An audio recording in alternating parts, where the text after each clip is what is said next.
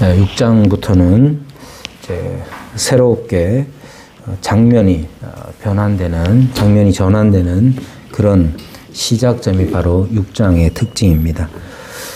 그러면 이제 어떤 시작이냐를 살펴보기 위해서 우리는 5장까지 일어났던 일들에 대해서 다시 한번 볼 필요가 있는데, 5장까지는 예루살렘이라는 곳에서 있었던 일들이 기록되어져 있습니다.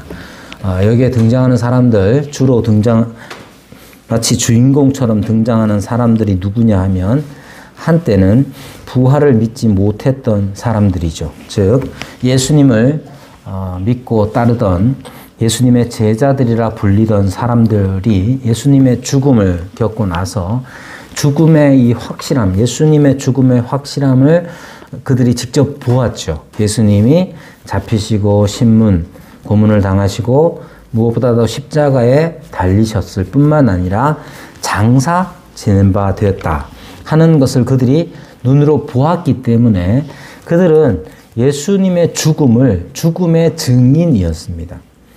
그런데 이 사람들이 예수님이 죽고 난 다음에 부활하셨다는 사실을 그들은 여러 증인들을 통하여서도 보았고 빈 무덤을 가서 확인을 했음에도 불구하고 그들은 부활을 믿지 못했습니다. 심지어 부활하신 예수님을 만났다고 하는 여인들의 증언조차도 그들은 믿지 못했던 것이죠. 그런 그들을 부활하신 주님께서는 찾아오셔서 만나주시고 함께 식사를 하시고 손을 내밀어 증거를 보여주시면서 또한 그들에게 예수께서 다시 살아나심을 확실한 증거들을 그들에게 보이셨던 것입니다. 그러고 나서 그들은 어떻게 됩니까? 부활의 증인이 됩니다. 여기에 부활의 증인이 된다 하는 말을 우리는 너무 단편적으로 이해할 때가 많습니다. 여기 있는 우리 모두도 예수님의 부활의 증인이다 하는 말을 어떻게 이해합니까? 대부분은 예수님이 부활하셨대. 죽었다가 다시 살아나셨대. 죽었는데 다시 살아나셨대. 라고만 생각을 합니다. 그렇겠죠? 사도행전 1장에서 5장까지의 내용은 단지 예수님이 죽었다가 다시 살아나신 것, 그거 내가 알고 있어, 내가 봤어로 끝나는 게 아닙니다.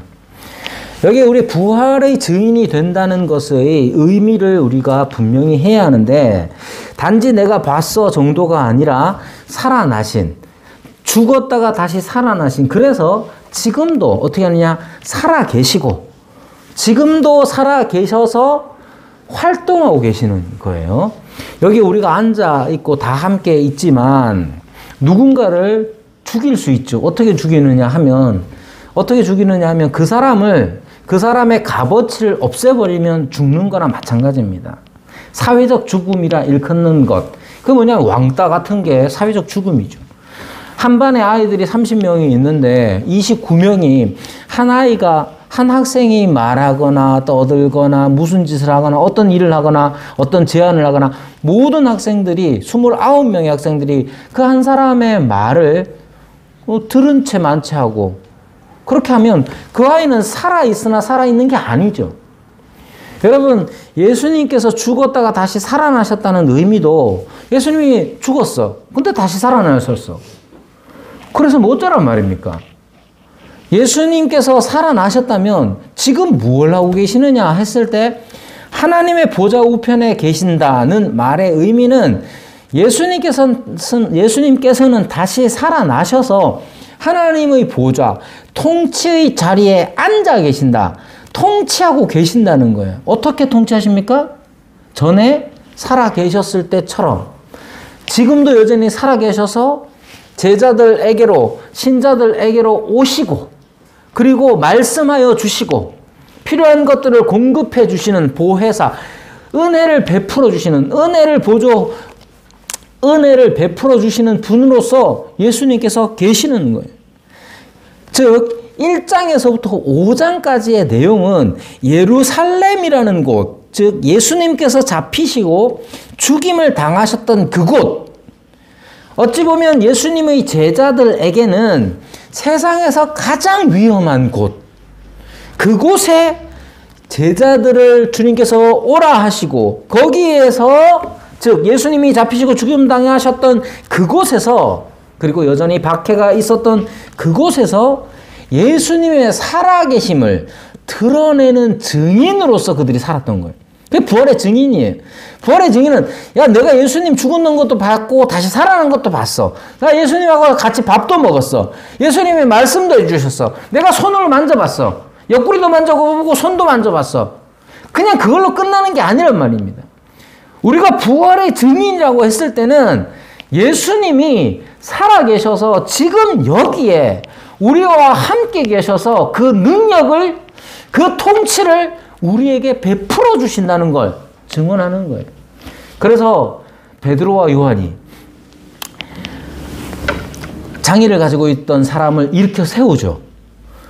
그러자 사람들이 베드로와 요한을 집중하고 주목하여 봅니다. 베드로와 요한이 했던 말이 뭡니까? 왜 우리가 한 것처럼 우리를 주목하느냐라고 그들이 반문을 합니다. 그 말의 뜻은 예수님께서 살아계셔서 예수님께서 이 사람을 우리의 손을 통해서 일으켜 세우시고 걷게 하시고 뛰게 하시고 하나님을 찬미하게 하셨는데 왜 우리를 보느냐는 거예요. 그것이 부활의 증인입니다. 부활의 증인이 된다는 것은 증언과 행위로 드러나는 일입니다. 이것을 자주 표현하기로 기사와 표적, 큰 기사와 큰 표적을 행하였다. 예수님께서도 그리 행하셨고 사도들도 그리 했고 오늘 본문에 보면 스데반도 기사와 표적을 행하죠. 즉 기사라는 말은 놀랄만한 일, 놀랄만한 일이 일어납니다. 그런데 놀랄만한 일만 있으면 사람들은 각기 자기 나름대로 이해를 하고 해석을 해요. 여러분, 우리 교회에서 김영애 권사님을 위해서 기도했습니다. 그러죠? 그쵸? 그러자 김영애 권사님이 회복이 되셨어요? 우리는 어떻게 생각합니까?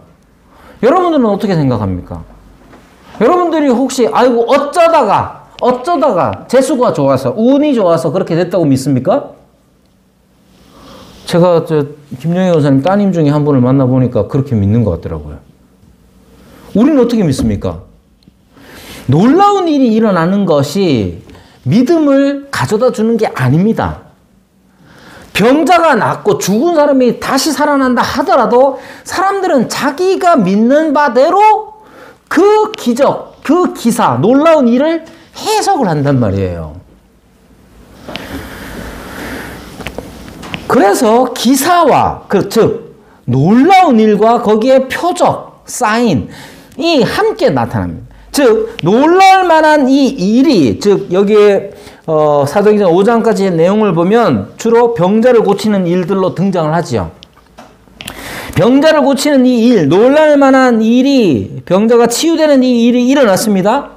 그걸로 끝나는 게 아니라 사도들이 한 일은 뭐냐 하면 그 일이 의미하는 바를 분명하게 증언합니다. 표적으로서. 이것이 이 일이, 이 놀라운 일은 바로 사인, 어떤 표적이다. 그 표적이 뭐냐? 예수께서 지금 살아계셔서 지금도 우리 가운데서 역사하고 계신다. 살아서 일하고 계신다. 는 것을 분명하게 증언한, 이것이 부활의 증인이란 말입니다. 여러분, 교회는 이런 부활의 증인들이 모여 있는 곳입니다.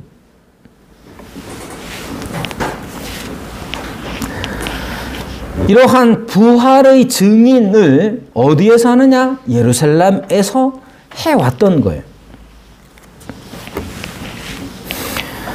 그런데 그곳에, 즉 죽임 당했던 예수님을 따르는 사람들이 더 많아지고 있었습니다.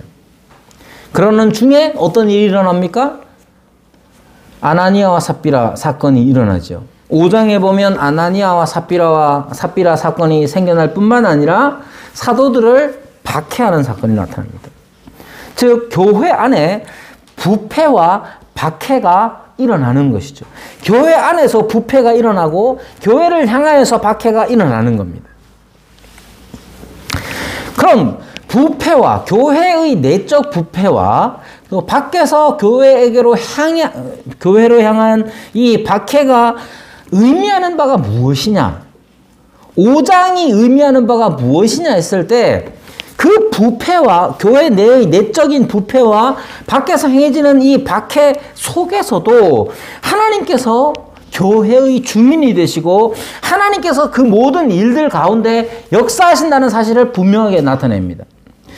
부패는 제거되지요. 어떻게 제거됩니까? 베드로가 말한 것이 뭐냐 하면 네가 성령을 속이는도다. 네가 하나님께 거짓말을 하는 거다.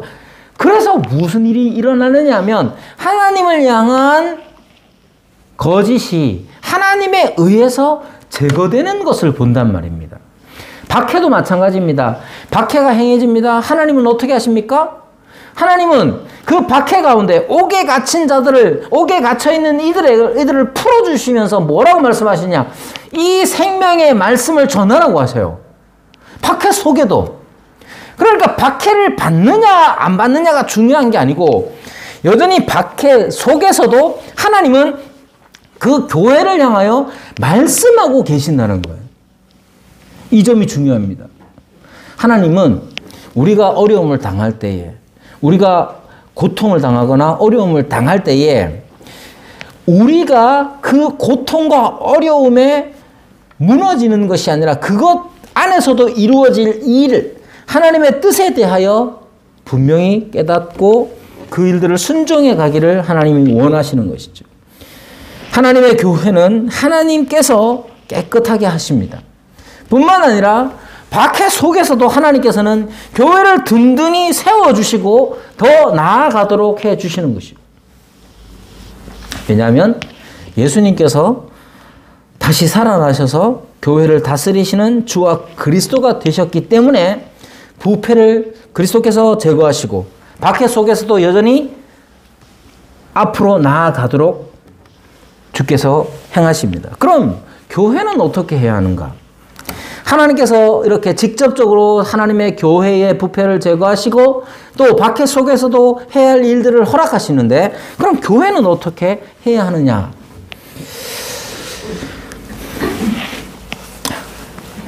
다시 한번 강조를 하지만 여러분들이 잊지 말고 반드시 교회에 대해서 생각하고 반드시 마음에 담고 있어야 하는 건 뭐냐면 교회는 증인 공동체예요. 증인 공동체. 이 증인이라는 말만 나오면 대부분 어떻게 생각하느냐 하면 그래 우리가 밖에 나가서 예수님에 대해서 많이 전하자 로만 생각을 해요. 여러분 그게 틀린 게 아닙니다. 그렇게 해야 합니다만은 여기에 증인 공동체라는 의미 중에 하나는 또 무엇이 있느냐면 여기 우리 안에서 예수님께서 다시 살아나셨다는 증거가 우리 안에서 나타나야 합니다. 이게 중요합니다. 예루살렘 교회의 특징은 뭐냐? 예수님이 살아 계심으로 그분이 살아나심으로써 그 살아나셔서 다스리심이 드러나는 교회가 예루살렘 교회였단 말이에요. 병이 낫는 일이 일어나면 그게 무엇을 의미합니까? 예수님께서 우리의 기도를 들으시고 병자를 낫게 하시는구나. 예수님이 드러나야 한단 말이에요.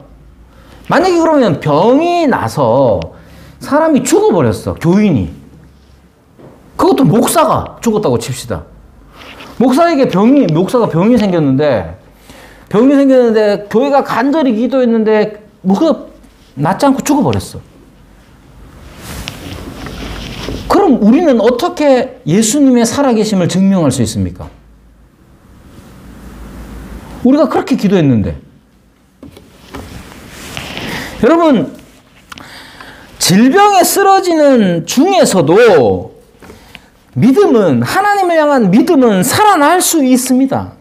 그 믿음이 살아나도록 그리스도의 살아계심을 통하여 성도는, 교회는 서로 위로함으로써 하나님의 뜻을 의지하고 서로 위로함으로써 질병에 쓰러지는 사람이 교인이 생긴다 할지라도 이곳에 하나님이 그리스도가 다시 살아나셔서 우리와 함께 하시는구나를 경험할 수 있어야 됩니다. 교회는 그것이 가장 중요한 목적입니다. 우리가 교회를 다니는 이유가 뭡니까? 우리가 교회를 다니는 이유는 내가 교회에 속하여 지금 하나님 예수께서 살아나셔서 우리 가운데 계시는구나를 맛보아 아는 것, 그것이 교회요. 그렇게 존재해야 하는 것이 교회인 것이에요. 그런 교회를 증인의 공동체라고 하는 거예요. 증인들만 모여 있는 게 아니라 우리가 함께 살아가고 함께하고 있는 이것 자체가 이 공동체 속에서 하나님 그리스도의 다스리심이 드러나도록 모든 일들, 모든 사건 속에서 그 일이 나야 합니다. 누군가 성공할 수 있죠. 누군가 장사가 잘 될 수도 있죠. 그러면 그 사람의 노력이나 그 사람의 운이나 이런 게 드러나는 게 아니라 하나님께서 베푸신 은혜에 대하여 함께 깨달아가야 돼요. 어떻게 깨달아집니까? 여러분, 이재철 집사님이 사업을 해가지고 막 시쳇말로 대박이 나가지고 부자가 엄청나게 해서 막 수십억, 수백억의 부자가 됐어요. 그게 만약에 그렇게 됐다면 그게 우리 교회 안에서 그리스도의 살아계심을 어떻게 증명합니까? 기도 많이 했더니 되더라. 이런 식으로 난다면 한 사람의 어떤 노력에 공이 다 돌려진다면 이 교회는 그리스도의 증인 공동체가 된다고 할 수 없잖아요. 한 사람이 막 철저하게 실패해. 철저하게 실패하면 하나님 그리스도의 살아계심은 우리 교회 안에서 어떻게 증명됩니까?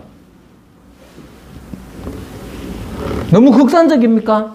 지금 여러분들이 사시는 것처럼 이렇게 사는 게 사는 것 같지도 않고 늘상 반복되는 이 일상 속에서는 그리스도의 살아계심은 어떻게 우리 가운데 증명됩니까?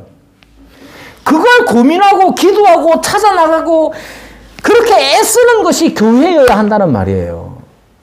단지 그냥 출석을 얼마나 했느냐, 얼마나 사람들이 많이 모이느냐, 얼마나 헌금이 많이 나왔느냐로 평가되는 게 아니라 우리에게 일어나는 모든 일들 속에서 그리스도가 살아계신다는 걸 우리가 느낄 수 있고 깨달을 수 있고 누릴 수 있어야 된단 말이에요. 어떻게 하면 그렇게 됩니까? 그걸 고민해야 하는 거예요. 그걸 위해서 성경을 또 알아가야 하는 것이고 기도해야 하는 것이죠. 사도행전 5장까지의 내용은 그것을 충분히 보여주고 있습니다. 사도들 앞에 병자가 있어요. 그 병자를 일으켜 세움으로써 그리스도께서는 지금도 병자들을 향하여 능력을 베푸시는 분임을 드러냈습니다. 사도들이 옥에 갇히고 고문을 당하고 신문당하며 옥에 갇혀서 어려울 때에도 하나님께서 살아계셔서 그들을 향하여 여전히 은혜를 베푸신다는 것을 드러냈습니다. 우리의 성공과 실패 속에서 혹은 어제도 같고 내일도 똑같을 그 일상 속에서 그리스도가 살아계시는구나 늘 경험하는 것, 알아가도록 하는 것, 그게 교회란 말입니다.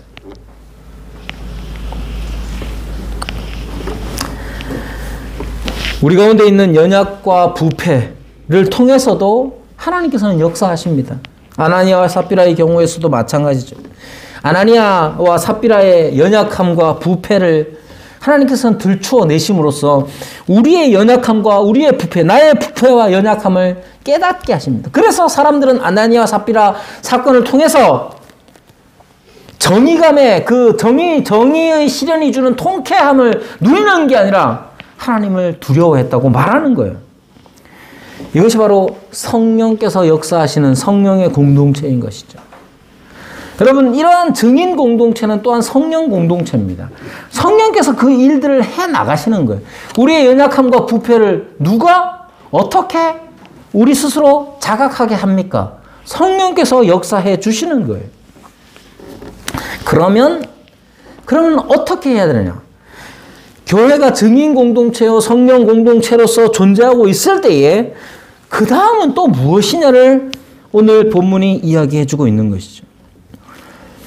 분명히 예루살렘 교회는 증인 공동체 곧 성령 공동체였습니다. 그러고 나서 어떤 일이 일어나느냐, 어떻게 해야 하느냐를 어떻게 하느냐. 사도행전 1장 8절에 보면 우리가 잘 아는 대로 오직 성령이 너희에게 임하시면 너희가 권능을 받고 예루살렘과 온 유대와 사마리아와 땅 끝까지 이르러 내 증인이 되리라. 이 증인 공동체가 되는 일, 이것이 바로 권능입니다. 성령이 임하시면 권능을 받게 되는데, 이 파워, 힘을 받게 되는데, 능력을 받게 되는데, 그 능력은 막 손 얹어서 기도하면서 병자가 낫고 막 중국어하고 이런 능력이라기보다는 그리스도를 증거하는 능력, 증인 공동체로서의 능력이에요. 이것이 예루살렘에서 이루어졌잖아요. 예루살렘에서 지금 이루어지고 있잖아요. 그럼 어떻게 해야 되냐? 그 다음으로 넘어가는 거예요. 온 유대와 사마리아와 땅 끝까지 이르러 내 증인이 되리라. 이것이 중요합니다. 예루살렘 교회가 예루살렘 교회라고 불릴 수밖에 없죠. 예루살렘에서 일어난 이 일, 경험한 것은 여기 예수께서 살아계신다 하는 거예요. 뿐만 아니라 덧붙여서 여기, 즉 교회에 예수께서 살아계시니까 그 살아계심을 우리가 마음껏 누리고, 그리고 우리가 이 일의 증인이다 라고 하는 것이 예루살렘 교회에서 일어난 일입니다. 그의 나라 교회에서는 우리가 무엇을 경험하고 있을까? 여러분, 그의 나라 교회에서는 무엇을 경험하고 있습니까?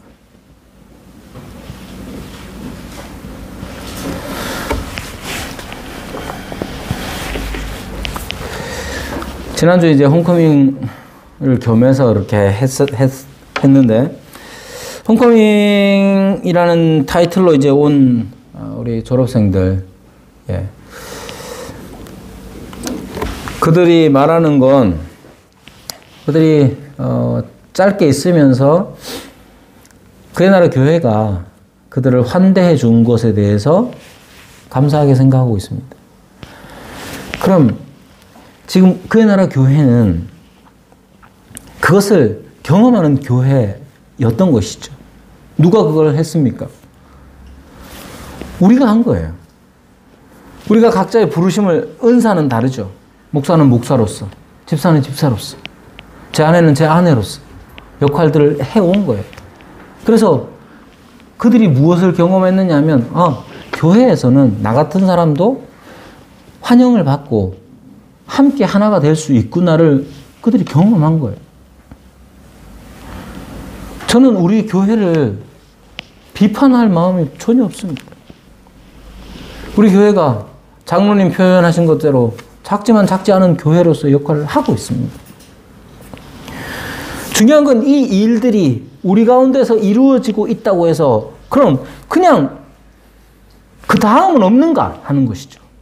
예루살렘 교회는 예루살렘에서 예수님께서 죽임을 당하시고 그곳에서 죽음으로 끝나신 게 아니라 다시 살아나셔서 지금 여기에 우리 가운데로 오셔서 병자들을 고치시고 필요한 것들을 채우시고 부패를 제거하시며 박해 가운데도 함께 하시는 살아계신 예수님, 살아계신 예수님을 증언했단 말이에요.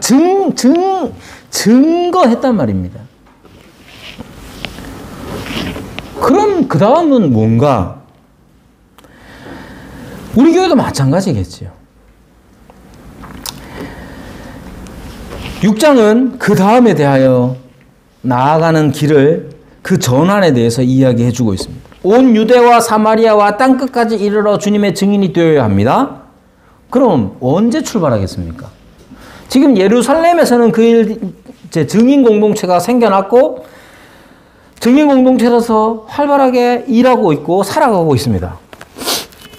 그럼 온 유대와 사마리아와 땅끝까지 이르는 그 출발점은 언제여야 하느냐는 것이죠.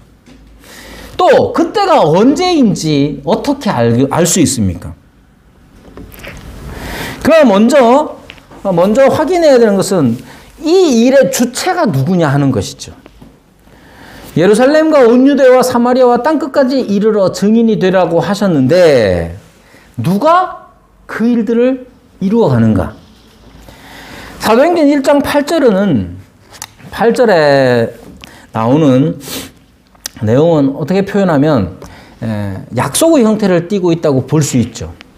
성령이 너희에게 임하시면 너희가 권능을 받고 그리고 나서 뭡니까? 예루살렘과 온 유대와 사마리아와 땅끝까지 이르러 내 증인이 되리라. 되어라가 아니에요. 명령이 아니란 말이에요. 되리라예요. You will be라고 영어는 번역하고 있습니다. 너는 그렇게 될 것이다. 너희들은 증인들이 될 것이다. 이렇게 얘기해요. 하고 있단 말이에요. 그럼 주체가 누구냐면 성령이에요. 성령이 너에게 임하시면 성령이 너희를 증인으로 삼을 것이다. 증인이 되게 할 것이다. 이렇게 말하는 것이죠. 따라서 예루살렘 교회가 언제 유대와 사마리아와 땅끝까지 나아가는 그것을 언제 하느냐 하는 것은 간단하게 얘기하면 성령께서 그렇게 하실 것이다. 그러면 성령께서는 언제 어떻게 할 것이냐를 하고 계시는가를 오늘 본문이 보여주고 있는 겁니다. 성령은 교회를 온 유대와 사마리아와 땅끝까지 보내실 것입니다. 언제 어떻게 하시느냐 하면 이거 시점을 잡기가 애매하죠. 왜냐하면 지금도 예루살렘 교회를 5장까지 보면 아니 6장 안에서도 마찬가지죠. 계속해서 사람들이 몰려들고 있어요. 이 말은 다르게 얘기하면 뭐냐면 지금도 여전히 복음을 듣고 복음을 믿어야 하는 사람들이 예루살렘에 있다는 말이에요. 그것도 많이 있다는 뜻입니다. 오늘 본문에서도 허다한 제사장의 무리라고 표현되어 있죠. 3,000명, 5,000명 이야기하죠. 엄청나게 많네. 다르게 얘기하면 아직도 많은 사람들이 예루살렘에 있는 많은 사람들이 예수님에 대한 이야기들을 복음을 듣고 돌아와야 한다는 뜻이에요. 그럼 언제 예루살렘에서 출발해서 유다와 사마리아와 땅끝까지 이르러 그 시점이 언제겠느냐는 거죠. 하지만 그 일을 위해서 오늘 6장은 전환에 대해서 이야기를 합니다. 예루살렘에서 땅끝까지 뻗어나가기를 시작하는 그 시작을 어떻게 전환을 어떻게 시작하는지를 가르쳐 주고 있는 것이죠. 6장은 크게 두 가지를 가르쳐 주고 있습니다. 즉, 땅끝까지 증인이 되는 공동체를 위해서 어떤 전환이 나타나느냐 하면 그 일들이 이루어지기 위해서 첫 번째로는 자연스러운 사건을 성령께서 사용하십니다. 두 번째는 분명하고도 필수적인 신학적인 틀에 대한 이해, 신학적 이해, 믿음의 내용을 그들에게 다시 한번 되새깁니다. 오늘 본문은 크게 둘로 나눌 수가 있죠. 7절까지와 또 8절에서 15절의 내용입니다. 7절까지 내용은 제자들이 더 많아졌다 하는 거예요. 제자들이 더 많아진 것. 그래서 우리가 잘 아는 대로 구제에 관한 문제가 생기고 헬라파와 히브리파 간의 원망이 생겨납니다. 이걸 부패라고 표현하지 않고 자연스러운 사건이라고 제가 표현한 것을 유념하시기 바랍니다. 왜 자연스러운 사건이냐면 이건 제자가 많아져서 믿는 사람들이 더 많아졌기 때문에 생겨날 수 있는 일입니다. 왜냐하면 그 많아진 사람들 중에는 헬라파라 불리는 사람들이 있고 히브리파라 불리는 사람들이 있습니다. 여기 헬라파와 히브리파의 이 구분은 어떻게 일어나느냐 하면 우선 언어, 사회 언어, 문화 언어적인 차이 때문에 생겨나는 일입니다. 헬라파라고 하는 것은 물론 이게 히브리파는 히브리어를 쓰는 사람이라기보다는 이미 히브리어는 이때 당시만 하더라도 거의 쓰는 사람이 없어져 버렸어요. 예수님의 시대에는 예수님도 아마 아람어를 사용하셨을 거예요. 일상 용어로는. 그리고 아람어와 히브리어는 크게 다른 언어가 아닙니다. 비슷한 언어입니다. 자, 아무튼 이 히브리파는 아람어를 비롯해서 아람어를 사용하는 신자들일 겁니다. 근데 헬라파는 어떠냐면 헬란말, 그리스어를 사용하는 사람들인 거예요. 이 그리스어와 히브리어가 가지고 있는 이 차이 때문에 사람들 사이에 원활한 커뮤니케이션이 일어나지 않았던 것이죠. 그러자 어떤 문제가 발생하느냐 하면 과부들이 매일의 구제에서 빠지는 일이 생겨납니다. 여기에 보면 이 배경이 바로 예루살렘이었기 때문에 아마도 히브리어 혹은 아람어를 사용하는 문화적으로 이 예루살렘에 익숙한 사람들이 주축이 되어서 사람들이 헌금한 것들을 나누어주는 매일의 구제가 일어났던 것 같아요. 특히 과부들이 그 대상이 되었던 것이죠. 하지만 사람들이 많이 생겨나고 일이 더 복잡해지기 때문에 어쩔 수 없이 생겨난 고의적이지 않은 일들이 뭐냐? 과부들, 자기의 과부들이 매일의 구제에서 빠졌던. 매일의 구제에서 빠진다는 건 사실 간단한 일이 아닙니다. 과부들이었기 때문에 이 사람들은 의지할 기업이나 사람이 없었기 때문에 아마도 더 많이 힘들었을 것이고 매일의 구제에서 빠져버리면 아마 먹을 것이 없는 사람이었을지도 모릅니다. 따라서 원망이 생겨날 수밖에 없는 것이죠. 이러한 원망 자체가 죄악시 될 필요는 없습니다. 우리 교회 안에서도 마찬가지입니다. 현대 교회 안에서도 사람이 몇 명이 모이든지 간에 이렇게 함께 교회를 이루었을 때에 이런저런 이유 때문에 원망이 생겨날 수 있지요. 그것 자체를 죄악시 여길 필요는 없습니다. 오늘 본문에서 이야기하는 것은 이러한 원망이 생겼을 때에 그 원망 자체가 신앙에 큰 도움이 되는 것은 아니라 할지라도 해결 방법이 아예 없는 건 아니에요. 특히 현대 교회에서, 우리 교회에서도 마찬가지지만 어떤 원망이 생겨나는 일들이 없으면 좋지만 생겨난다고 하더라도 그것을 그저 자기만의 문제로 여겨버리면 일이 더 커질 수 있습니다. 따라서 그것을 드러내어 이 일들이 해결될 수 있도록 오늘 본문이 가르쳐주고 있는 것입니다. 어떤 일들이 일어나느냐면 2절부터는 12사도가 모든 제자를 불러 우리가 하나님의 말씀을 제쳐놓고 접대를 입는 것이 마땅하지 않다라고 했을 때 이때 뉘앙스가 접대라고 번역된 혹은 재정출납이라고 하는데 재정출납으로도 번역하기도 하고 또 어떤 사람들은 해석하여서 이것을 사회복지로 해석하는 신학자들도 있습니다. 어찌됐든 사도들이 지금 말씀을 제쳐놓고 접대를 일삼는 것이 마땅하지 않다고 했을 때 이 말은 접대와 말씀 사역 중에 말씀 사역이 더 중요하다 이런 의미가 아닙니다.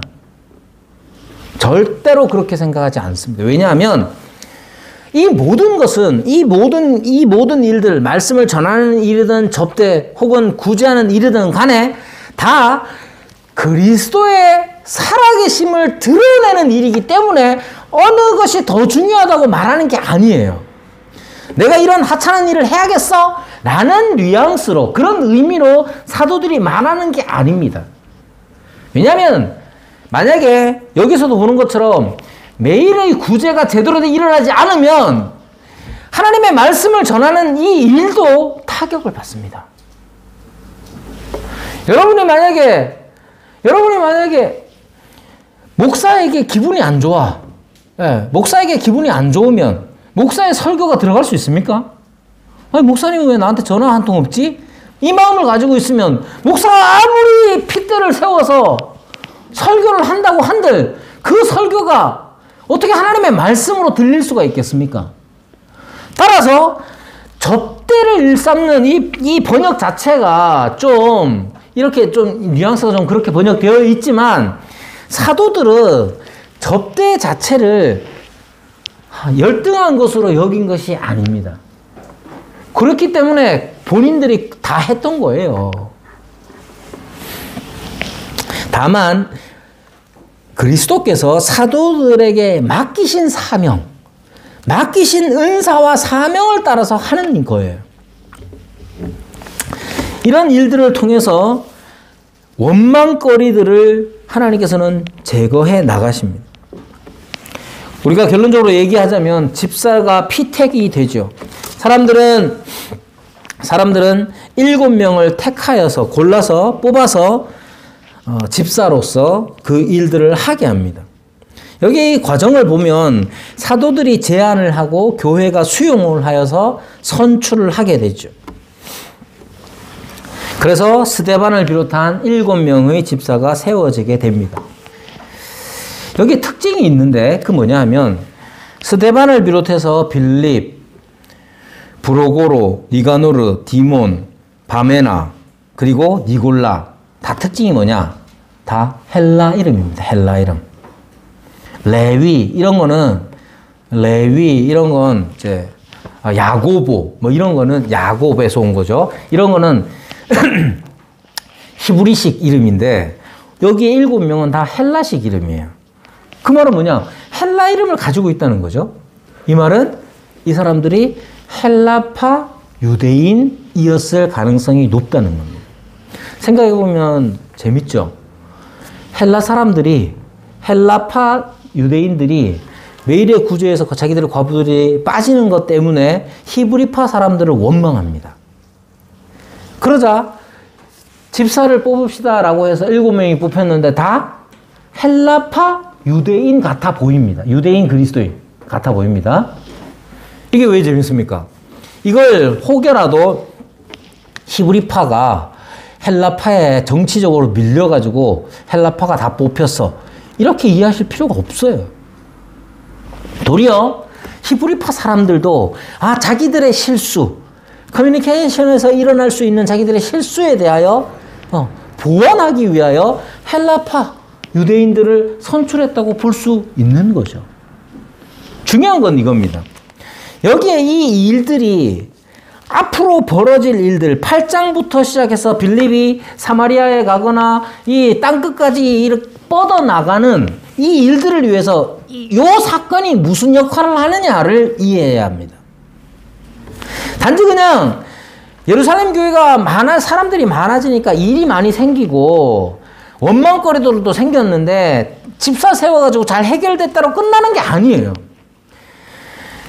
성령께서 증인 공동체, 성령 공동체를 단지 예루살렘에만 머물러 있는 게 아니라 온 유대와 사마리아와 땅끝까지 나아가도록 하기 위해서 지금 준비시키십니다. 어떻게 준비시키십니까? 헬라파와 히브리파, 사용하는 언어와 사회 문화적인 이 차이들이 극복해질 수 있다는 사실을 연습을 시키고 훈련을 시키는 과정이에요. 만약에 이 과정에서 헬라파는 헬라파대로, 히브리파는 히브리파대로 자기 사회 문화적인 언어적인 차이를 극복하지 못하고 갈라서기를 시작해버렸다면 하나님의 복음은 땅끝까지 이르기 어려웠을 겁니다. 성령께서는 어떻게 하십니까? 이 일들을 준비시키십니다. 어떻게 준비시키시냐? 사람들이 많이 생겨나면 일어날 수 있는 자연스러운 어떤 사건들, 커뮤니케이션의 문제 때문에 원망이 생길 수 있는 이 일들을 원망으로 끝내지 아니하시고 원망이 더 마음에 아픔이 되고 상처가 되어서 골마 터지도록 하시는 게 아니라 이 일들을 통해서 성령께서는 교회가 앞으로 나아가도록 퍼져나가도록 교회를 준비시키시는 거예요. 여러분, 우리에게 여러 가지 일들이 일어날 수 있습니다. 몇 사람 안 모여도 20명도 안 모여도 예전에 어느 선배 목사님 그러더라고요. 목회 중에 제일 어려운 게 뭐냐? 그랬더니 그분이 백인 백색 100명이 모이면 100명이 다 다르다는 거예요. 그러니까 이제 어떻게 해야 될지 자기 잘 모르겠다, 힘들다, 뭐 이런 얘기예요. 여러분, 20인이 모이면 1세기입니까? 그렇지 않습니다. 20인 20세기입니다. 다 달라요. 다 다르면 그 다른 것 때문에 오는 원망거리들이 있을 수 있습니다. 이런 원망거리들이 우리를 곪게 만들고 더 힘들게 만드는 게 아니라 이 일들을 성령께서는 이 일들을 통해서 교회를 성장시키시고 확장시키시고 증인 공동체로서의 훈련을 시키시는 장이 되는 겁니다. 우리는 그러한 성령 공동체, 성령께서 주인이 되시는 그러한 성령 공동체를 믿음으로 받아들여야 해요. 결국 나중에 스데반과 빌립은 이제 복음을 전하는 자로서 하나님께 쓰임받게 되는 것이죠. 스데반과 빌립이 어떻게 집사가 되고 어떻게 이 역사에 등장을 하게 됩니까? 헬라파 사람들의 원망 때문에 등장을 하는 거예요. 하나님께서는 우리들 안에 있는 이 원망을 사용하셔서 하나님의 뜻을 이루어 나가실 수도 있습니다.